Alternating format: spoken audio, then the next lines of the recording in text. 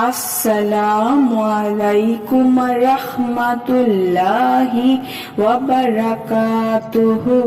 সুপ্রিয় ইসলামিক আমলের দর্শক মণ্ডলী, আশা করি আল্লাহ তাআলার অশেষ মেহেরবানিতে আপনারা সবাই ভালো আছেন। খুব বাল্যকালে আমরা একটি কবিতা পড়েছিলাম। এক যে ছিল মজার দেশ, সব রকমই ভালো, রাত্রিতে বেজায় রোদ, দিনে চাঁদের আলো, আকাশে তার সবুজ বরণ, গাছের পাতা নীল, ডাঙায় চড়ে রুই কাতলা, জলের মধ্যে চিল। কত মজার দেশ, তাই না? আসলে এটি ছিল একটি জোক মাত্র, কিন্তু বাস্তবেই 3 প্রকার ব্যক্তি এমন আছে যারা কোনো অন্যায় কাজ করলে তাদের কোনো গুনাহ বা পাপ হয় না। তাহলে তারা কত মজার মানুষ বলুন তো? সেই 3 প্রকার ব্যক্তি কারা? যারা কোনো অন্যায় কাজ করলে পাপ বা গুনাহ লেখা হয় না। আর আপনি কি তাদের মধ্যে একজন?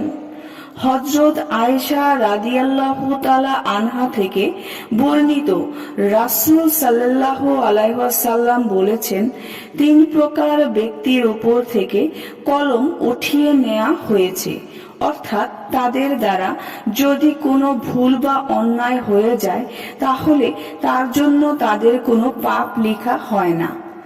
1 নম্বরে, ঘুমন্ত ব্যক্তি যতক্ষণ না জাগ্রত হয়। যেমন নামাজের সময় হয়ে গেলে কোনো ব্যক্তি যখন নামাজ আদায় না করে তাহলে তার আমলনামায় গুনাহ লেখা হয়, কিন্তু গভীর ঘুমের কারণে কোনো ব্যক্তির যদি একাধিক নামাজ ছুটে যায় তাহলে তার গুনাহ লেখা হয় না।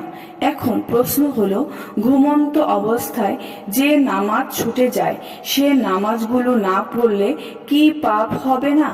এর উত্তর হলো অবশ্যই পরবর্তীতে নামাজ আদায় করে নিতে হবে এবং আল্লাহ তাআলার কাছে ক্ষমা চেয়ে নিতে হবে, অন্যথায় গুনাহ হবে। 2 নম্বরে হচ্ছে, শিশু বা বাচ্চা ছেলে যতদিন না সাবালক হয়, অর্থাৎ কোনো নাবালক ছেলে যদি কোনো অন্যায় কাজ করে ফেলে সেটার জন্য তার কোনো পাপ লেখা হবে না বা সেই অন্যায়কে গুনাহ হিসেবে ধরা হয় না, কেননা সে এখনো বালেগ হয়নি, কোনো বুঝজ্ঞানও হয়নি। 3 নম্বরে, পাগল যতক্ষণ না জ্ঞান ফিরে আসে, অর্থাৎ কোনো পাগল যদি নামাজ ছেড়ে দেয়, রোজা ছেড়ে দেয়, কারো কোনো ক্ষতিও করে ফেলে, তার জন্য তার কোনো গুনাহ লেখা হবে না। এই 3 প্রকার মানুষ ছাড়া সকল সুস্থ বিবেকবান মানুষকে তার জীবনের প্রত্যেকটি ঘন্টা, প্রত্যেকটি মিনিট, এমনকি প্রত্যেকটি সেকেন্ডের হিসাব দিতে হবে। আবু মাসুদ রাদিয়াল্লাহু আনহু নবী করিম সাল্লাল্লাহু আলাইহি ওয়াসাল্লাম থেকে বর্ণনা করেছেন, তিনি বলেন, কিয়ামতের দিন আদম সন্তান তার 1 কদমও সামনে অগ্রসর হতে পারবে না যতক্ষণ না তাকে 5টি বিষয়ে প্রশ্ন করা হবে। 1 নম্বরের প্রশ্ন সেটা হলো, সে তার জীবনকাল কোন কোন কাজে অতিবাহিত করেছে। 2 নম্বর প্রশ্ন, যৌবনের শক্তি সামর্থ্য কোন কাজে ব্যয় করেছে। 3 নম্বরে, ধন সম্পদ অর্থকড়ি কোথা থেকে উপার্জন করেছে। 4 নম্বরে, সেই ধন সম্পদ কোথায় কোন কাজে ব্যয় করেছে। 5 নম্বরে, সে দিনের যতটুকু অর্জন করেছে সে অনুযায়ী কতটুকু আমল করেছে। আল্লাহ পাক আমাদের সঠিক বুঝে সঠিক আমল করার তৌফিক দান করুন, আমিন।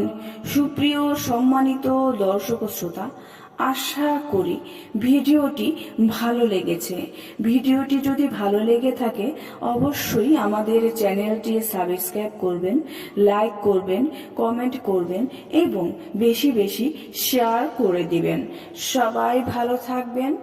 আল্লাহ হাফেজ।